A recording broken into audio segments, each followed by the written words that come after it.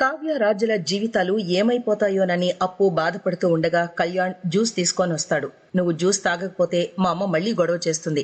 అసలు ఇంట్లో ఇంత పెద్ద రచ్చ జరగడానికి కారణం నువ్వే అని అంటాడు. నువ్వే గనక టైంకి భోజనం చేసుంటే పరిస్థితి ఇక్కడి వరకు వచ్చేది కాదు అని అంటాడు. ఏం జరిగినా రాజ్ నిజం చెప్పకపోవడంతో కావ్య లెటర్ రాసి ఇల్లు వదిలి వెళ్లిపోతుంది. ఉదయాన్నే కావ్య రాసిన లెటర్ చూసిన అపర్ణ కొడుకుపై రంకెలు వేస్తుంది. కావ్య ప్రాణాలతోనే ఉందా లేకపోతే ఏదైనా అఘాత్యం చేసుకుందా అని రుద్రాణి అనడంతో ఇంట్లో వాళ్లు మండిపడతారు. కావ్య సూట్ కేసు తీసుకుని నేరుగా పుట్టింటికి రావడంతో కనకం, కృష్ణమూర్తి షాక్ అవుతారు. ఇదంతా గత ఎపిసోడ్ లో హైలైట్ గా జరిగింది. ఇక అక్టోబర్ 11వ తేదీ 849వ ఎపిసోడ్ లో ఏం జరిగిందో చూద్దాం. కూతురు సడన్ గా ఇంటికి రావడంతో ఏం జరిగిందో కనుక్కోమని అపర్ణకి ఫోన్ చేసి కనుక్కోమంటాడు కృష్ణమూర్తి కనకాన్ని. కనకం ఫోన్ చేస్తూ ఉండగా ఫోన్ లాక్కుంటుంది కావ్య. నాకు బాగా ఆకలి వేస్తోంది, నీకు అర్జెంటుగా ఏ ఫోను రాదు, నువ్వెవరికీ చెయ్యొద్దు అని తల్లికి వార్నింగ్ ఇస్తుంది కావ్య. ఇంతలో కనకానికి అపర్ణ ఫోన్ చేస్తూ ఉండగా కావ్య లిఫ్ట్ చేయదు. ఒకవేళ కావ్య అక్కడికి వెళ్ళుంటే ఈ పాటికి నీకే ఫోన్ చేసేది అని అంటుంది రుద్రాణి. అలా చేయలేదంటే కావ్య వెళ్లిపోయిన విషయం కనకానికి తెలీదు అని అంటుంది. ఆ మాటలతో దుగ్గిరాల ఫ్యామిలీ షాక్ అవుతుంది. ముందు కావ్య కనిపించడం లేదని పోలీస్ స్టేషన్ లో కేసు పెట్టడం మంచిది అని అంటుంది రుద్రాణి. నీకు సంతోషంగా ఉందా? నువ్వు అనుకున్నది సాధించావు కదా అని కొడుకుపై మండిపడుతుంది అపర్ణ. నీ మొండితనంతో నీ భార్య మీద నువ్వు పైచేయి సాధించావు. వెళ్లి నా భార్యపై గెలిచాను అని చాటింపు వేసుకో అని అంటుంది. ఒక ఆడదాని కన్నీటికి లంకాదహనమే జరిగింది, ఇంకో ఆడదాని కన్నీటికి కురుక్షేత్రమే జరిగింది. ఈ రోజు నా మనవరాలి కన్నీటికి నువ్వు కారణమయ్యావు అని మండిపడుతుంది ఇందిర. తనకేదైనా జరిగితే ఈ దుగ్గిరాల కుటుంబానికి పతనం మొదలైనట్లే అని అంటుంది. అలా జరిగే రోజు ఎప్పటికీ రాదు. కళావతి ఎక్కడికెళ్లిందో నాకు బాగా తెలుసు. ఎలా వెళ్ళిందో అలాగే తిరిగి తీసుకొచ్చే బాధ్యత నాది అని వెళ్లిపోతాడు రాజ్. కావ్య ఎక్కడికెళ్లిందో తెలుసుకోవడానికి అప్పు కంగారు పడుతుంది. నువ్వు టెన్షన్ పడద్దు, వదిలికేం కాదు, అన్నయ్య తీసుకురావడానికి వెళ్లాడు అని భార్యకు ధైర్యం చెప్తాడు కళ్యాణ్. అక్క ఎక్కడుందో తెలీదు, ఏమైందో తెలీదు, అడ్రస్ తెలియని మనిషిని ఎక్కడని వెతుకుతాడు, ఎలా తీసుకొస్తాడు అని అంటుంది అప్పు. ఆ రోజు డాక్టర్ గారు విషయం చెప్పిన వెంటనే అక్కకి విషయం చెప్పేసుంటే పరిస్థితి ఇక్కడి దాకా వచ్చేది కాదు.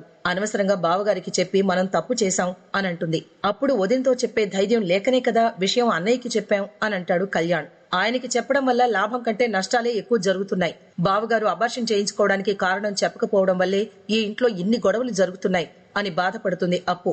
ఈ గొడవలకి కారణం తనే అనుకుని అక్క ఎక్కడికో వెళ్లిపోయింది అని బాధపడుతుంది. ఇలాంటిది జరుగుతుందని తెలిసే అక్కకి నిజం చెప్తానని అన్నాను, కానీ నువ్వే నా మాట వినలేదు అని అంటుంది అప్పు. బిడ్డను కనేంత వరకు తన అడ్రస్ తెలియనివ్వదని, కానీ బిడ్డను కంటే అక్క చచ్చిపోతుందని బాధపడిపోతుంది అప్పు. వదినకు పుట్టినిల్లు మెట్టినిల్లు తప్పించి మరో ప్రపంచం తెలియదు, ఖచ్చితంగా మీ ఇంటికే వెళ్ళుంటుంది అని అంటాడు కళ్యాణ్. ఎప్పుడూ లేంది అమ్మాయి ఇంత కోపంగా ఉందేంటి అని కృష్ణమూర్తి అడిగితే నేను కనుక్కుంటాను అని అంటుంది కనకం. ఏం జరిగిందంటే చెప్పవు, ఎందుకొచ్చావంటే చెప్పవు, కనీసం నువ్వు వచ్చిన విషయం మీ ఇంట్లో అయినా తెలుసా అని కావ్యను అడుగుతుంది కనకం. ఇంతలో రాజ్ అక్కడికొస్తాడు. మా గురించి అంత ఆలోచించేది అయితే ఇలా చెప్పా పెట్టకుండా మీ ఇంటికి ఎందుకు వస్తుంది అని అంటాడు రాజ్. నేనేమి చెప్పా పెట్టకుండా రాలేదు, లెటర్ రాసే వచ్చాను అని అంటుంది కావ్య. నువ్విలా వచ్చేస్తే ఇంట్లో అంతా ఎలా కంగారు పడతారో ఆలోచించావా అని మండిపడతాడు రాజ్. సడన్ గా కనిపించకపోయేసరికి ఎంత టెన్షన్ పడ్డానో తెలుసా అని అంటాడు. మీ వల్ల నేను రోజు ఎంత టెన్షన్ పడుతున్నానో ఆ విషయం మీరు అర్థం చేసుకోవడం లేదు అని అంటుంది కావ్య. ఆ విషయంలో నా నిర్ణయం మార్చుకోను అని అంటాడు రాజ్. చెయ్యలేనివి చెయ్యకూడని పనులు చెబితే ఏ భార్య ఒప్పుకోదు అని మండిపడుతుంది కావ్య. అల్లుడు గారు ఏ పని చేసినా బాగా ఆలోచించి చేస్తారు, ఆయన చెప్పినట్లు చేస్తే నీకొచ్చే నష్టమేంటి అని అంటుంది కనకం. అనవసరంగా గొడవ పెద్దది చెయ్యొద్దు, ఇప్పటికి చేసింది చాలు, ఇంటికి వెళదాం అని అంటాడు రాజ్. నేను మీతో ఇంటికి రావాలంటే మీ నిర్ణయమైనా మార్చుకోండి, లేకపోతే నాకు కారణమైనా చెప్పండి అని అంటుంది కావ్య. అల్లుడి గారితో అలాగైనా మాట్లాడేది అని కనకం అంటే నువ్వు మా విషయంలో కలుగు చేసుకోవద్దు అని తల్లికి వార్నింగ్ ఇస్తుంది. ఏం జరిగిందో చెప్పమని రాజుని కనకం అడిగితే మీ కూతుర్నే అడగమని రాజ్ కోపంగా వెళ్లిపోతాడు. కావ్య రాజ్ మధ్య ఏం జరిగిందో తెలుసుకోవాలని కనకం, కృష్ణమూర్తి అనుకుంటారు. అక్క ఫోటో చూసుకుంటూ అప్పు బాధపడుతూ ఉంటుంది. ఇంతలో కళ్యాణ్ వచ్చి వదిన మీ ఇంట్లోనే ఉంది అని చెప్తాడు.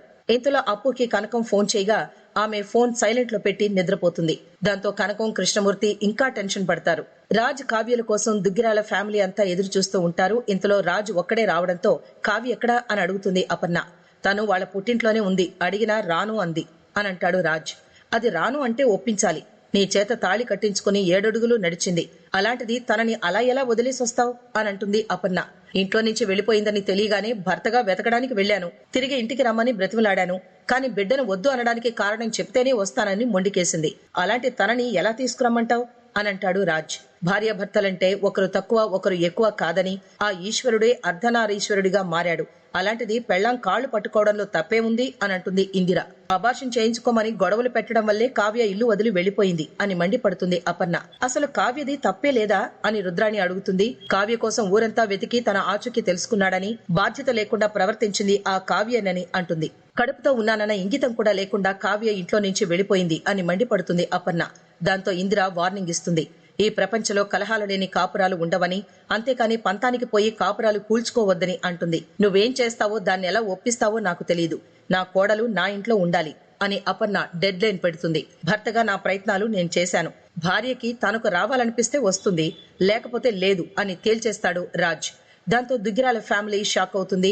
పంతానికి పోతే వీడికంటే మొండిది కావ్య అని భయపడుతుంది అపర్ణ. విడాకుల లాగానే ఇది కూడా డ్రామా అయ్యుంటుందని, మనమే వెళ్లి మాట్లాడదామని అంటుంది ఇందిర. ఇంతలో స్వప్నకి కనకం ఫోన్ చేయగా రుద్రాణి లిఫ్ట్ చేస్తుంది. ఇంతటితో ఎపిసోడ్ ముగుస్తుంది.